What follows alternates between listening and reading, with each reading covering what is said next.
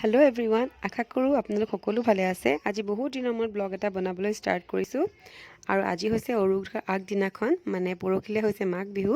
আৰু আমাৰ মায়ে এইফালে আজি পিঠাগুড়ি খুন্দাত পূৰা বিজি। তিলপিঠা, ঘিলা পিঠা এইবোৰ বোলে বনাব। চ' মা এতিয়া পূৰা পিঠাগুড়ি খুন্দাত বিজি হৈ আছে। আৰু এইফালে আমাৰ মাইনাৰ আজি গাটো অলপ বেয়া, যিহেতু বিৰাট ঠাণ্ডা পৰিছে এইকেইদিনমানৰ পৰা। গতিকে তাইৰো জ্বৰ চৰ্দি এইবোৰ হ'ল। ডক্টৰৰ ওচৰৰ পৰা দেখুৱাই আনিলোঁ, তথাপি পূৰা ভাল হোৱাগৈ নাই এতিয়ালৈকে। চ' এতিয়া বিছনাতে পৰি তাই ফোনটো চাই আছিলে। আৰু এইফালে দেখিছেনে, বতৰটো ৰ'দ নাইকিয়া হ'লেই, এই দুপৰীয়া হৈ আছিল যদিও ঠাণ্ডা পৰিব হ'লেই এতিয়া।